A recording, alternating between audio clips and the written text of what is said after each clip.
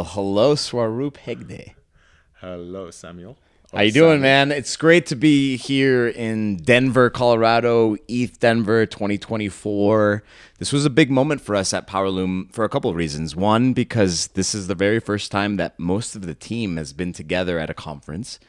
Second reason, we've had an opportunity to create an IRL experience for people to come by and actually have a community-based and community-driven event where, of course, with this inaugural one, we are spearheading it. We're moving in this direction where we want to be able to bring very important thought leaders and individuals, builders, creators to have an opportunity to talk a little bit about data, decentralization, how all of this is impacting Web3, but not just Web3, just the general consensus of what's going on online today. So today I'm with Swaroop Hegde, founder of Powerloom, been in crypto now for probably like 7 years, 8 years at this point, building several different projects. And I think today I would love an opportunity to allow everybody to meet you, learn a little bit about your background, and then we're going to get into some great questions, if that's okay. Absolutely. All Thanks for right, let's having me. go. Yeah. It's a beautiful sunny day here in Denver as we're doing it. I think it brings back great memories personally because I think a lot of, not only with Powerloom, but the sort of the momentum that got built personally for me and my co-founder Anamit was at one of the first ETH Denvers that I attended in 2020. It was definitely a much colder Denver and a different venue and a different stability of the company and people and things like that. It's just awesome to have not only you, but so many extended members of the team. Some of us are meeting each other for the first time doing this event. And, this is like our final day leaving. And glad to get this done IRL. We do so many things async. Yeah, it's exciting. It's a little over 7 years of being in this space. Like you mentioned, started out as sort of building developer tools for a very early audience. It's exciting to see as a community, as an industry, we have only gone forward. And there's just more and more people involved, right? Regardless of all these prizes and bears and unfortunate events that have happened, I think the community is only getting stronger. And that only gives me more sort of conviction into what I believe in and continue to believe in, right? Because that's what keeps us going. Yeah, I mean, it's pretty fascinating because even though we've had such an important uptick recently in the general, I would say, crypto world, it's still not that euphoric. It's not that bullish yet. We're still very early, right? And even though that this is the case, a lot of things that I think that we've experienced over this bear market is a lot of really good builders, a lot of founders that are finding their way in this noise too. Yeah, I think see the problem with the bear and bull is mostly because people look at prices, right? Whether and I get it. Now, I made my peace with it. I remember the first few years I used to struggle a lot with that personally because I'm like, if you really believe in the tech, why do you care about price of Bitcoin or Ethereum or some random meme token, which is again the norm again now, and it just comes and goes, right? And then I did understand because it's basically to reach out to the masses, and it's one way to connect to folks, and that's why we have market cycles. But we also have macro market cycles to keep in mind, right? It's not just ours. But the one thing that has only improved over time is builders and things being built. And as we sort of get more and more mature, obviously we have a long way to go. I don't think it has maybe reached that. Like I usually think of it as a 7 to 10 year window when I start a new venture. So I've been an entrepreneur for like over 2 decades, and I always think that companies take time to be built. And when you're in a new nascent niche, all these terms that we use for new markets, it takes time, right? So it's sort of funny because when I first got into it, I thought I was late. It doesn't feel like that, but it does to builders who are crystal focused and to use that concept of bear versus bull. At the previous bear, I think the biggest difference is there's even more people building this time. And what you'll now notice is all the people who have been super focused on building are now going to be the ones who are shipping, and these are the products that will get used, and things will only get better, right? For example, I was looking, I couldn't help notice the ZK word on your sock, and I was thinking that was like in the last market. That was just one of those like some nerd meetup that I went to, and we are just jamming about, oh, ZK is going to be in this future in maybe 10 years down the line. And for that, actually, Swaroop, if you don't mind, what for those that may not actually know what ZK means, what is that, and why is that important? ZK stands for zero knowledge. Very explain like I'm five kind of a way of doing that is like you're sort of proving something. I'm trying to really oversimplify it. You're trying to prove something without really revealing it. This is how I remember the first time I got it. And there's obviously, there are better. I would really recommend people to go and read about it and watch some things on YouTube so that you can understand a little better. It is a very complex cryptographic primitive. Not an easy task, in my opinion. Like, I love math, and for me, ZK is like a whole next level of math to sort of understand. But the idea is to sort of use that for whether, it started out from a more privacy level. And I believe Zcash was one of the first sort of projects in the space. Benefiting from that, and then we have been trying to figure out how to bring that technology into whether Ethereum and EVM chains, and now that has changed, right? Like, that's something that's now a reality. It's no longer a research project. Sure. And I think this kind of also helps me lead into the next question for you, as you kind of a little bit talked about your time in this space. Spent 7-8 years building, 20 years as a founder, developer, creating different projects. Why did you get into Web3? Yeah, there's definitely a little bit of a backstory to it, and I think we have briefly talked about it on a more personal level. I don't know if I've ever fully publicly revealed it. Maybe I've written about it. So the first time was obviously because, as a just decentralization as a general thing, right? This is without getting into Web3. I had always hit roadblocks when I've always had to depend on some third party. Like, as a developer, which I have always loved building, you depend on these APIs, which are usually written by companies, and they control what is the rate limit, the data you can get out of it, and that at any point of time they can just plug your access out. Like, the first company I built was on top of Twitter, whereas a long, long time ago, 2009 to 2010, I believe. And I remember getting this access to a whole new thing called OAuth at that time, and that was revolutionary on how you could build apps. And like, I had one of the most popular apps at that time. So people used to not go on, just to give you some context, people used to not go on twitter.com, or there was no official Twitter app. People used to use products like mine, and there was the biggest one was TweetDeck, I believe, at that point.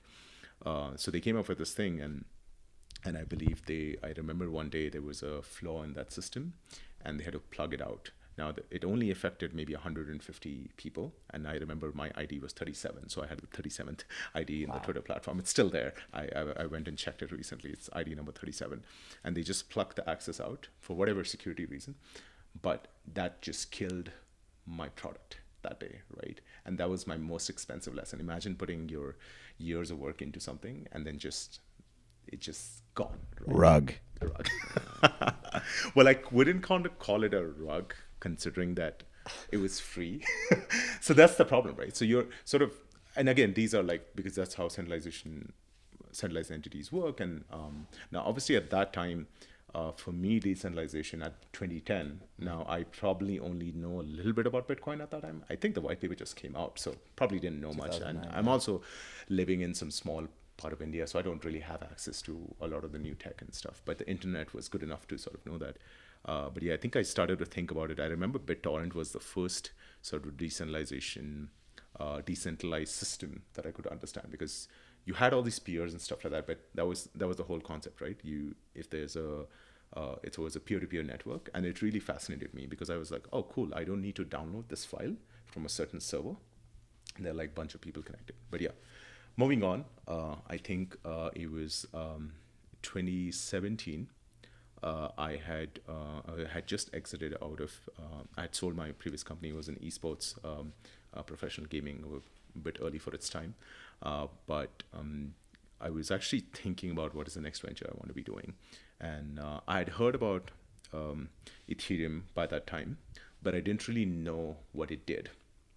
Right, until I met this one of my sort of juniors from a university. He was working on some sort of a decentralized reputation network, kind of like LinkedIn, and that kind of got me fascinated. And then I started researching how can I help him with that. And I started learning into Ethereum and things like that. And that's when, which I think I've shared with you last time we spoke, I got this thing called, so I was back in India to give you some context, and there's this thing called dengue fever, which is only in, I think, Southeast Asia. It's basically just a mosquito bite. It's similar to COVID when I think about it, because it's like 14 days to get better, there's no cure. And I remember my health deteriorating, but my blood work, so you're basically getting constant blood work to check your platelet count. And it was getting better, but my health was deteriorating. And I'm like, what's going on? It's just, and I'm like a data guy. I'm always about like, logically, this doesn't make any sense to me. And now I'm extremely sick, so my brain is obviously not working. So I remember one of my family members, thankfully they were close by. And I remember because I actually had, I think I fainted, and that's the only time I probably fainted in my life. And there was like blood oozing, and you don't want to have that because the platelet count is really low. Yeah. It won't stop the bleeding. So they got really scared, and they took me to another place, and we get the blood work done, and the numbers were completely off, right? And I'm like, how's that possible? Like, I was doing better. How can I just suddenly drop?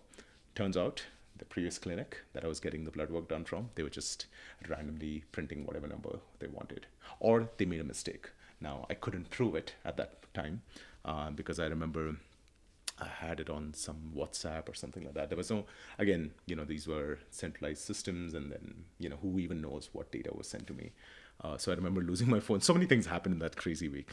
But when I got better, and I'm very fortunate that I was able to recover from it by myself, I remember thinking about, because all that research I had put into Ethereum and understanding what it does, and I was like, this should be solved. We should not have things like these where people can change the numbers or don't even know what's going on. And I think that was my, we call it the Matrix red pill moment. Sure. Without getting the pill. And that's it. I never looked back since.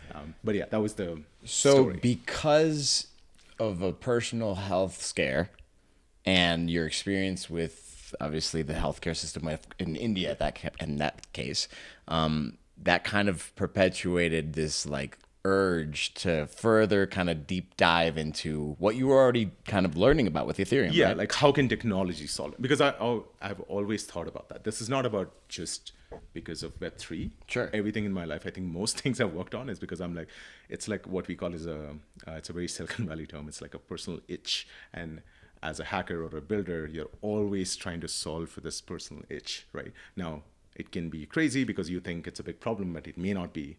But this was like one of those aha moments for me. I'm like, yeah, this is the technology that solves it. Okay. But yeah. And that was when? I would say probably towards mid to end of 2017. Okay. Because I think I spent some time, but I mean, there's a longer story of why I didn't pursue the healthcare idea, because healthcare is a whole another space to make changes there. It takes years and years. I found out pretty quickly. Sure. So then, Data Lounge, Powerloom, like how and why does decentralized data matter? How does that impact culturally? How does that impact builders today that are trying to kind of create these new experiences online? Yeah, I mean, that itself is a great example, right?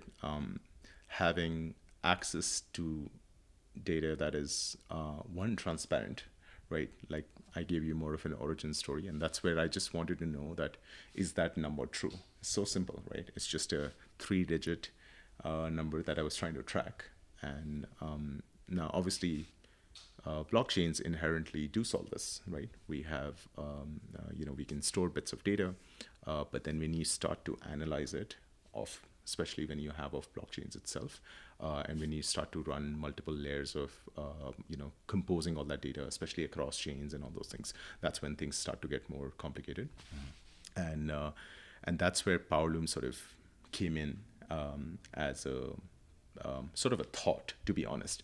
And the origin for that was just before Powerloom, we were running one of the biggest infrastructure companies for Polygon. They were called Matic.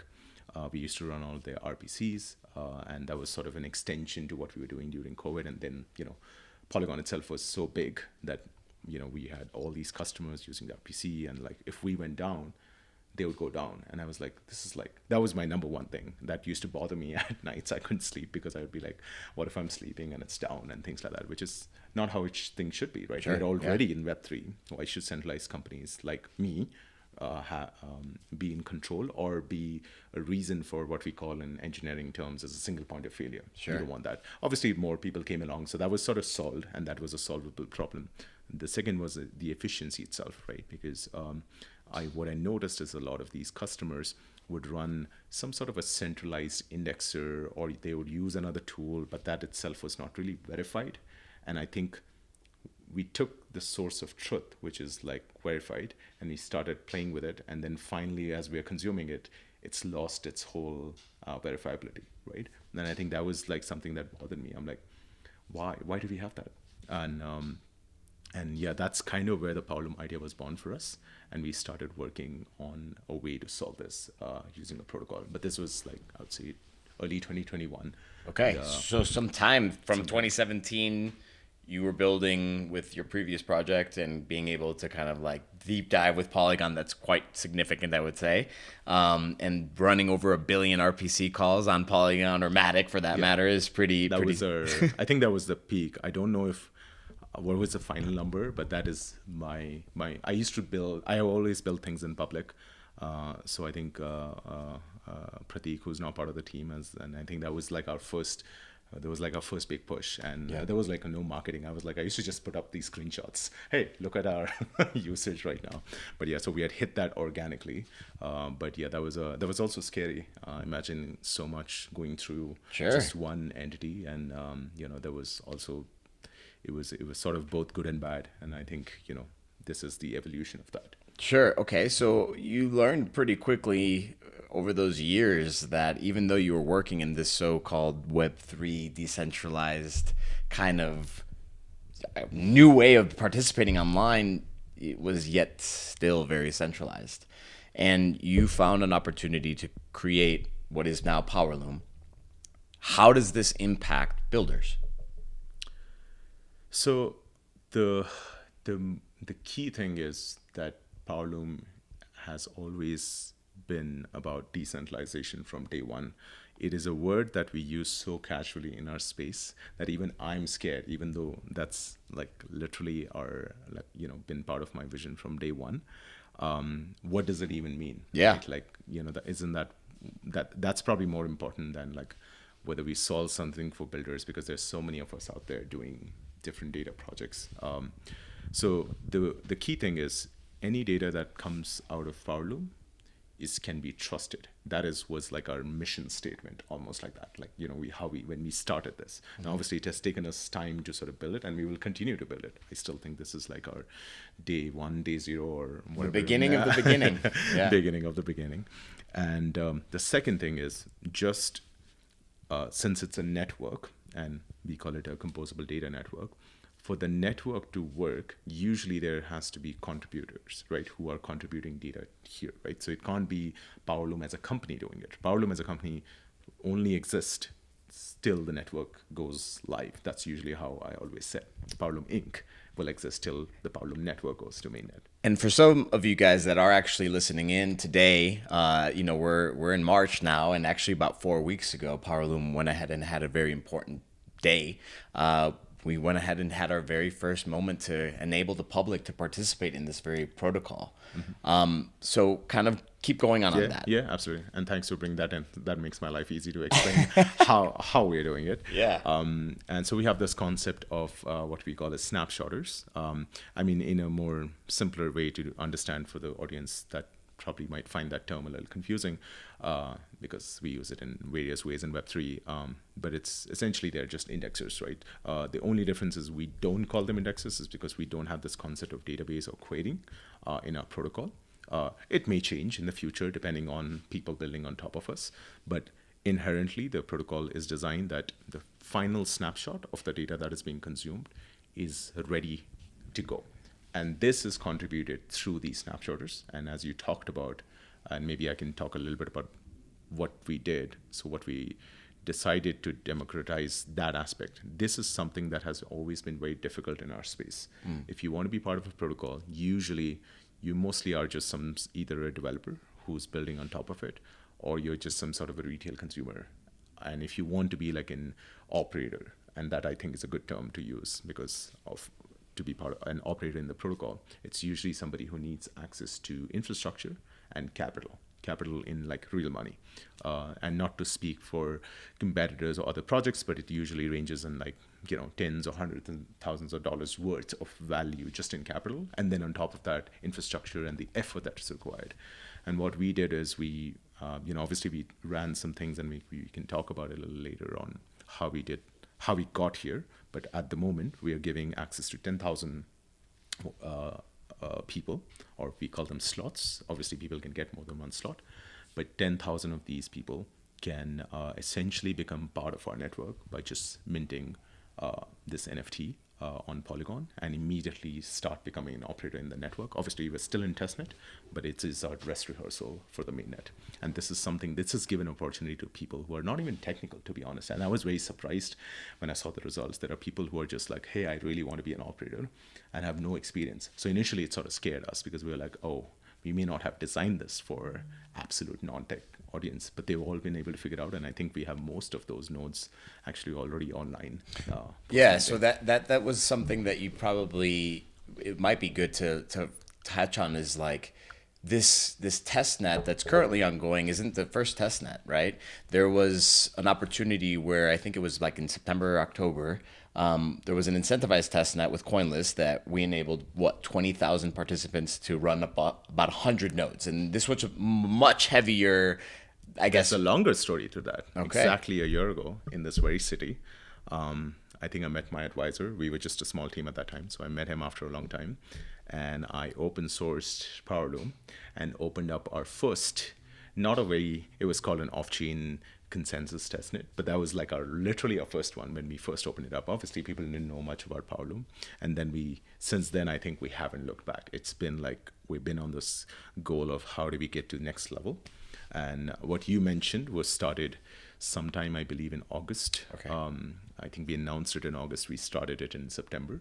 Okay. With CoinList, with this sort of an incentivized testnet in 2 phases.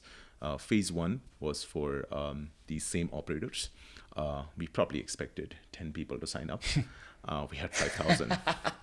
And I was like, oh, how do we onboard all these 5,000 people? We couldn't. Our tech, nothing was ready to onboard 5,000 people. I think our goal was 100 by the end of 3 months.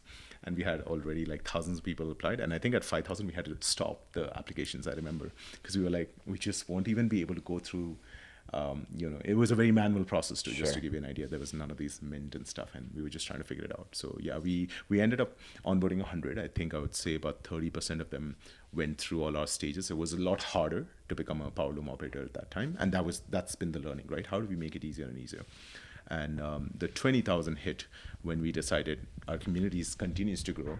We had closed the applications, and people still want to, take part in Powerloom. Yeah. And that's when we came up with our phase 2 of our testnet, where we gave opportunities to non-operators who are basically participants in the network who could be doing day-to-day Web3 tasks, which they already kind of do.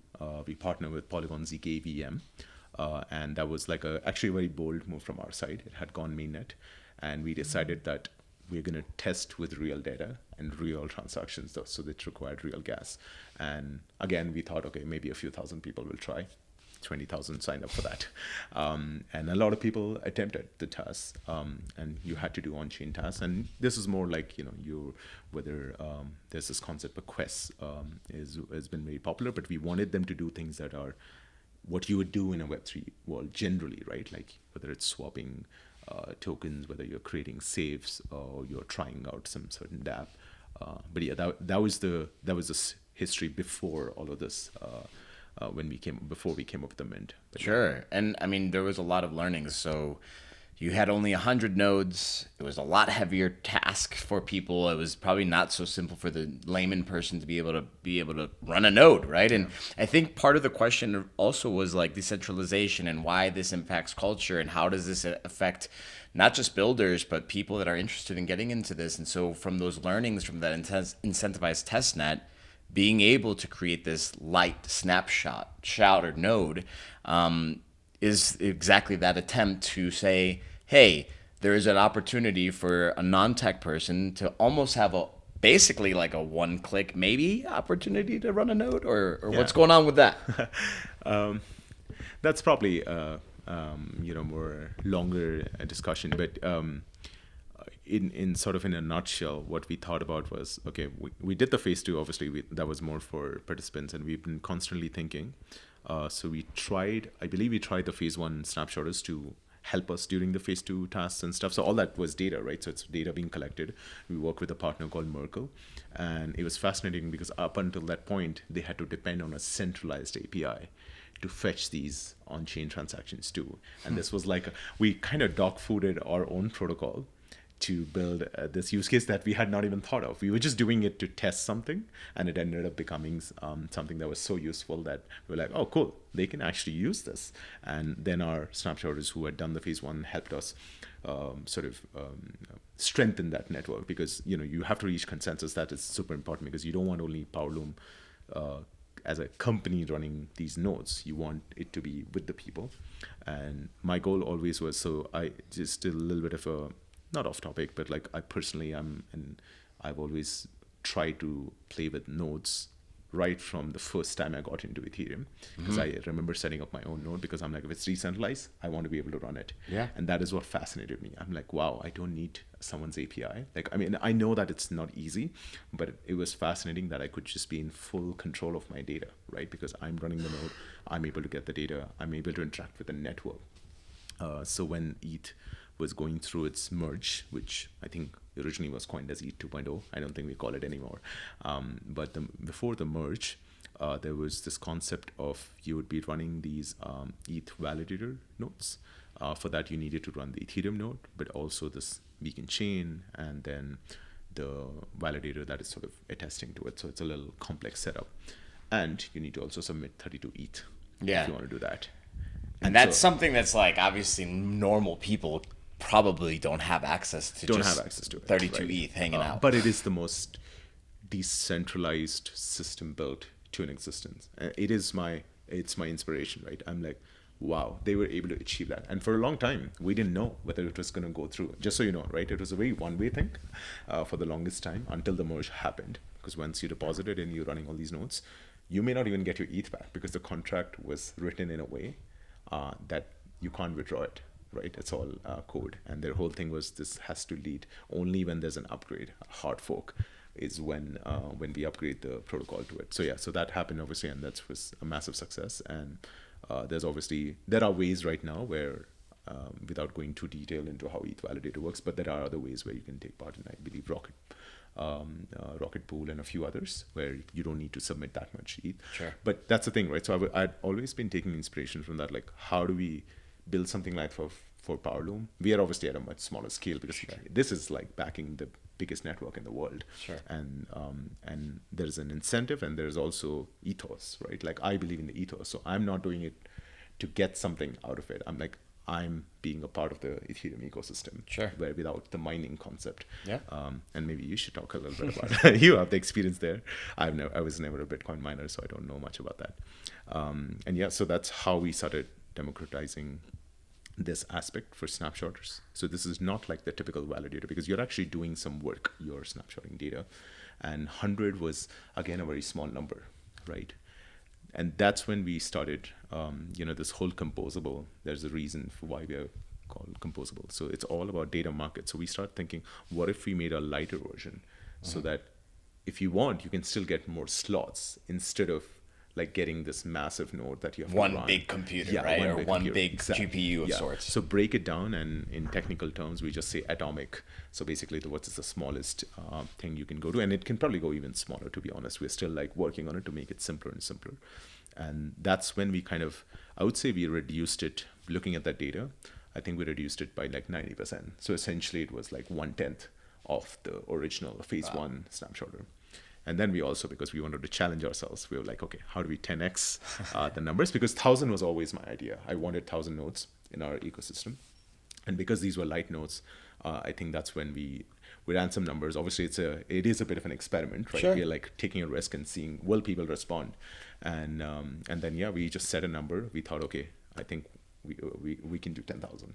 And that's kind of how we started the mint, by saying that there's going to be 10,000 slots People can obviously get more than one if they want to, but we want as many unique operators. And I think now, 4 weeks later, you're at basically 48. We're at 4,800 plus nodes currently minted. If I'm not mistaken, 33 for 3,500 are actually operating. 50% unique holders. This was also done as a soulbound token. Tell us a little bit about why any of this even matters. Like, first of all, what is a soulbound token? Second of all, why is this so important for people to understand that this isn't meant to be speculative? This is meant to be operated. This is meant for people to actually participate in this distributed network state. Yeah, I mean, one advantage of the space that we are in, there's definitely sort of ways for you can do things that probably in a more centralized, regulated spaces, there's always a bit of a challenge. So I'd been researching for much even before this, like if the day we go to mainnet, what would it look like, right? How will we actually go to mainnet? Because testnet stuff is easy. You can just say whatever you want. And, because there's no we don't have a token yet, right? That's been one of the advantages too, because there's no speculation. It's purely about people doing the work. And that's why we call it the incentivized testnet, in the sense that you are incentivized. But there is no immediate speculation around the token and all those things. So if you do some contribution, you get rewarded for it. And when we were thinking about democratizing these node operator, as we call them slots, I started to think what are the ways that where people will try to mess with the system. It's like what we call is if people trying to break it, right? So I always think like that. And it's not about negative. It's just that somebody will figure out a way. And then it beats the purpose of why we are doing this. So the original idea was, I always wanted it to be driven through a smart contract, because I'm like, why have a centralized entity like us decide who gets to be the operator, right? Because what we did for phase one was a Google form. And I was never a big fan of that. I'm like, hey, someone has to manually look. And I was like, let it be open to anyone. We obviously set some sort of an entry barrier, because we couldn't just keep it open to everyone, because then there's nothing to stop. So we had to put a price to it. But as soon as you put a price to it, that's when things can get speculative, right? And so working with the legal team and also researching, right? Look at what other projects do. And so what we came up with eventually ended up becoming an NFT, because that's something. By the way, NFT it's a standard, right? People sort of mix up so many ways. So I look at it like, we're going to use ERC 721 or 155 or one of these ones. And so the reason was that why it's called soulbound token is because inherently it's not transferable. It's coded in a way that all transfers are blocked. And people have tried, trust me. They've gone on OpenSea and they're trying to list it, and you can't stop anybody. But as soon as you try to transfer, it doesn't work. The reason for that was because if we did that, then people would just speculate. Whoever the early adopter is would try to give their slots to somebody else. Sure. And we didn't want that happening, because there's a reason why we are limiting it to 10,000. So there will be a limit. One day we will hit that limit, and we are almost at halfway. Yeah. Very close to halfway. So once we reach the full way, there'll be no other opportunities, and we didn't want it to become speculative in that way. So that's one of the main reasons we did it. And second was we wanted people to run the nodes. Simple. Because if you're able to transfer, for example, you wouldn't care about actually contributing. You just go on trading. And so we kind of took more of the membership and all those angles. We haven't exactly given it a term, because again, do remember this is also an experiment that we are doing, right? There is we didn't know much. It was a bit of a risk that we took as well. Is this something that would work? And I think after and I hate to sort of bring legalities and things into it, but it is what it is, right? We want to make sure that we're complying with the law, various countries and sanctions and so many other things. But for all purposes, it is on a smart contract. We have sort of kept it in a way that at least if somebody wants to run the node, they are able to do this without asking us for a permission. And that kind of goes into empowering individuals all over the world to contribute to these network states. And this is something that I think at the end of the day, this is what I got so excited about with Powerloom, and why I even got into cryptocurrencies to begin with, was this idea that Bitcoin was enabling just about anybody to participate, right? So long as you had gotten the opportunity to read that white paper and did some research, then learn how you could contribute, you enabled just about anyone, and especially early days. They could do it on their computer. Yeah, absolutely. And I think that's kind of where we are with our node operators too. We have actually designed it that it can run on the simplest machine. Like, I don't think we have hit any operator so far who said, hey, this doesn't work on my computer, right? Okay, so question. Now, this is something that's very out there today, DPIN, right? With people talking about DPIN. Is this, because you're talking about just about anybody being able to contribute, but does that mean there's a point in which there could be people running nodes on cell phones? Is that something that could happen? Well, actually, I think my cell phone is probably a bit more powerful than my main machine, which is running the node. So I call it computing resources. Okay. So I will sort of clarify that why we said no cell phones for a reason. Okay. What people don't understand with cell phones is that they are not designed to be constantly using CPU resources, because they're meant to be always on, which is great. They're always connected, and you can take them with you wherever you want. So essentially your Powerloom node is with you in your hand. However, for a protocol like ours, where you have to be constantly contributing data, it is not a good use of, because we design these. Look, you see how your phone is, right? Super thin. It doesn't. Have you heard of fan ever? No, because it's designed to be so thin, because the goal is that they're trying to reduce that computing as much as possible and cool it down, because it doesn't have that thermal system to be constantly running. But it doesn't mean it cannot do it, right? So I think technically I've tested, it does work, but it's going to burn through your battery, right? Because then your battery, because cell phones are designed to do tasks and quickly finish, and then you're just turning it on, doing something, turning it back off, right? If you constantly do a task, it's not optimized for that. But it doesn't mean there are other mobile devices. I believe we have a low powered, it's called a Raspberry Pi. It is we call it a hobbies computer. It's the most simplest version of a computer. It literally, I think you can now get it for the smallest size. And it's a full-fledged computer. You can run an operating system. You can run whatever you want. You can even power your own computer from it. You can connect a keyboard and all those things. Wow. I believe we have node operators doing that. And that is the low-powered version of it, where you can probably attach a battery if you really want, and you want to carry your Powerloom node with you at all times.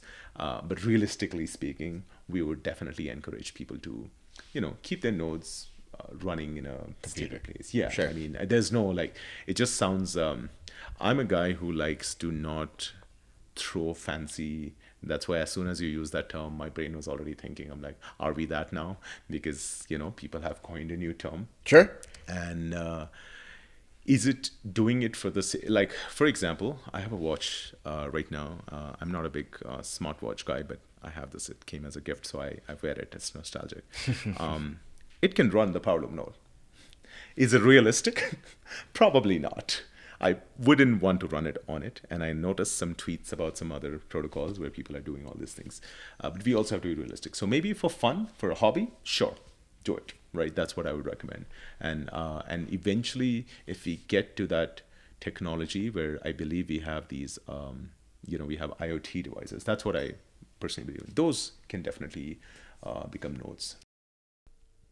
So obviously, culturally, we've seen a huge influx in a lot of things, whether that be blockchain, cryptocurrencies, new tech, and then of course AI. I'm sure this has come up in many different questions for you, for how is Powerloom integrating AI? Is AI involved? How does data? This is probably the best use case for AI. So tell us, how is this being integrated here with Powerloom? Yet another term that I have to always address. As an engineer and as a tech enthusiast, for me, these terms have existed for decades. Yeah. Because I remember my first college roommate and I jamming over AI on, we didn't even have internet, by the way, back then. I'm a little old. So we went to college, we didn't have access to that. I So mean, 7 years in crypto, you're like 100 years old, man. Oh, that's even further. But just thinking about it, because like, he had a book and we used to just talk about artificial intelligence, and it's kind of crazy how much has changed in the last 12, 14 months. I think with ChatGPT 3 is what made the difference. It's funny because I've been following OpenAI for quite a bit of time, because with my previous project I was tracking data for Dota 2 games. Yeah. And they actually used Dota 2 as their first, like they were building models on it, how to make a better Dota 2 AI. So I even got an opportunity to actually play with one of their AIs, and it was just fascinatingly scary on how human-like it was. I've never seen anything like that before, and this was like 2018. So much has changed since then. For us, when we think of AI, I think I mostly think of as machine learning, and which is basically a subset. It does encompass that, and it's about learning from certain patterns. I mean, I say this in life as well, right? Like you're looking at patterns and you're trying to fix it or improve upon it, or finding patterns in real life and taking actions on it.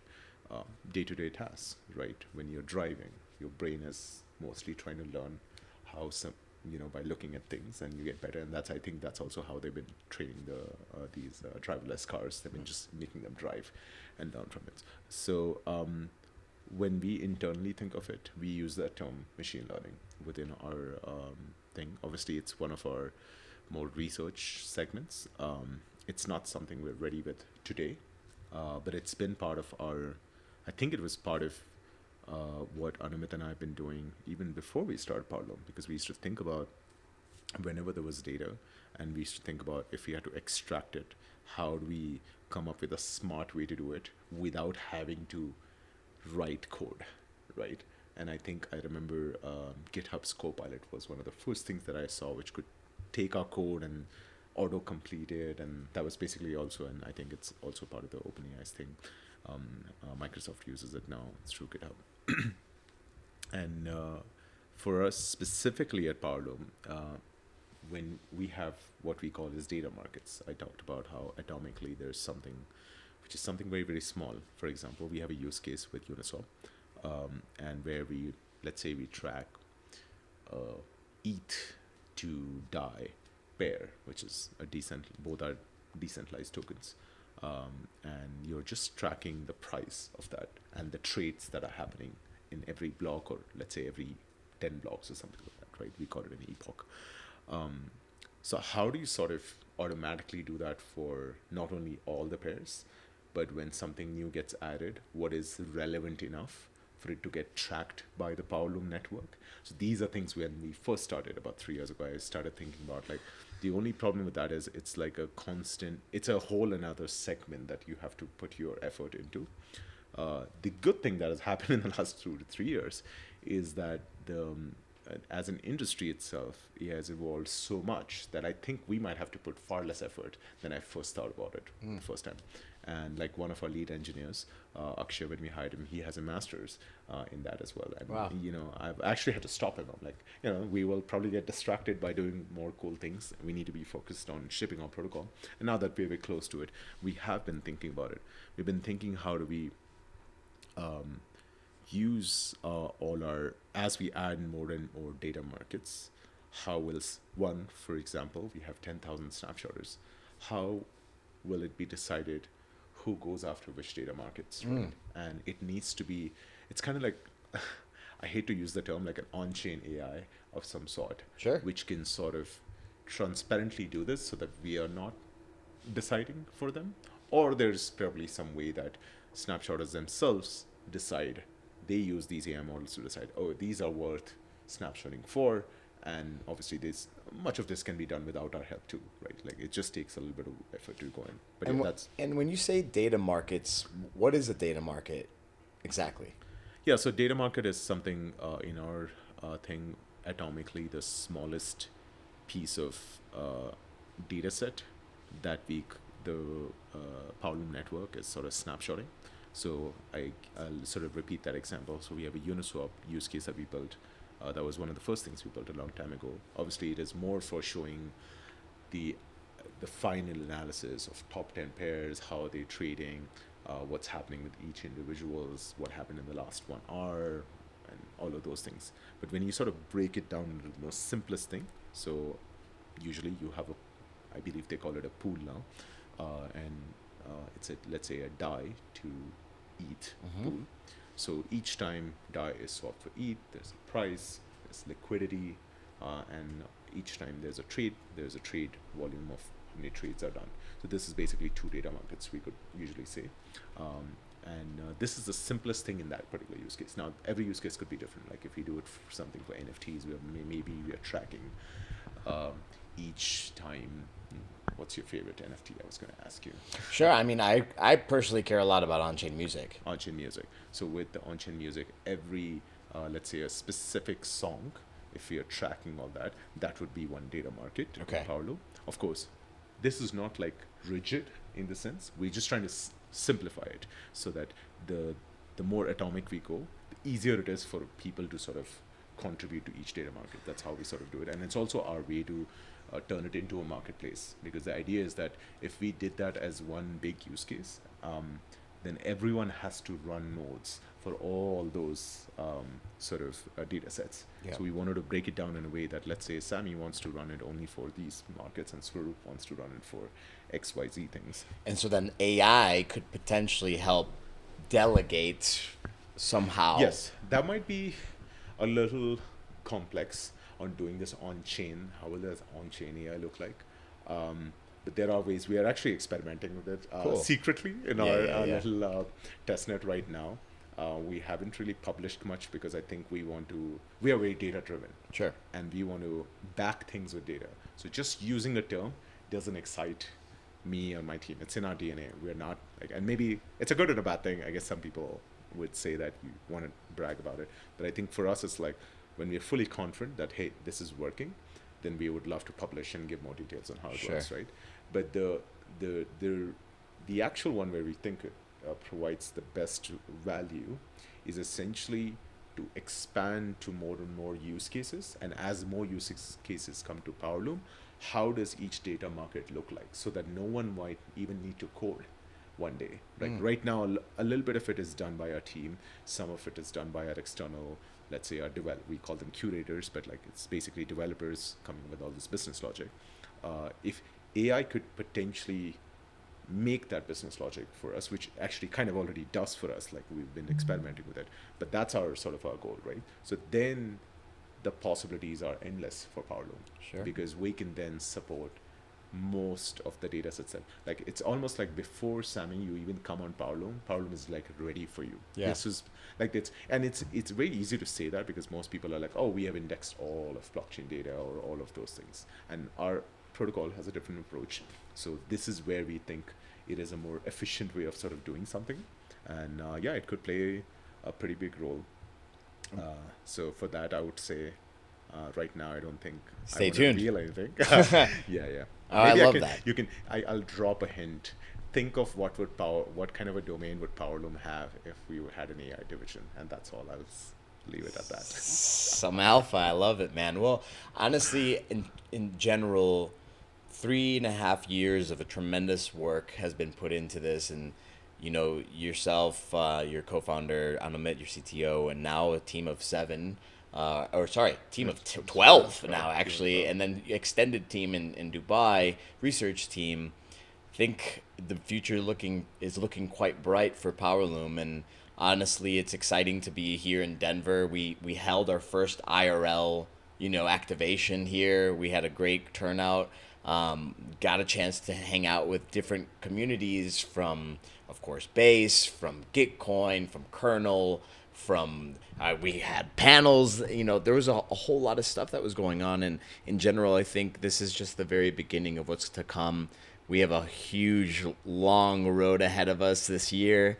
Less than 90 days at this point for testnet to be over and going into mainnet. And, you know, Fingers crossed. Yeah. I don't think we've set a date for mainnet, but the goal is, yes, we want to wrap up the testnet in probably, we have less than 90 days, I think, to wrap up the testnet now. But yeah, the goal is to go to mainnet soon after that, if not sooner. I love it, man. Well, honestly, thank you so very much for taking the time to kind of deep dive a little bit about yourself, why Powerloom, why decentralization matters, how this is impacting culturally, you know, the builders and developers in the space. And honestly, I'm really looking forward to the next update here very soon. Thank you so much, Sammy, for asking wonderful questions. It just, it's like most times I think about like talking about these things, but it's like, having a sort of doing it in a conversation is so much easier. Sure. Right? No, of course, man. Hope to do more of this. This is the first one, so we'll be doing a lot of this. Yeah, and honestly, we also would love nothing more to encourage, our community, the builders that are focused on on-chain data, the builders that are focused on decentralization to come on. We encourage you guys to reach out. We would love to hear from you. I don't want to be talking at the next podcast. I want the next builder to be talking. And Sammy is a wonderful host, so he will host. And I think I have some people in mind who definitely wanted to talk about their experiences, whether it's Powerloom or whether it's just about data. So yeah, we should have that up very soon after this one. So. On that note, thank you all for listening in. This has been Data Lounge episode 1 with Swaroop Hegde. Thank you, guys.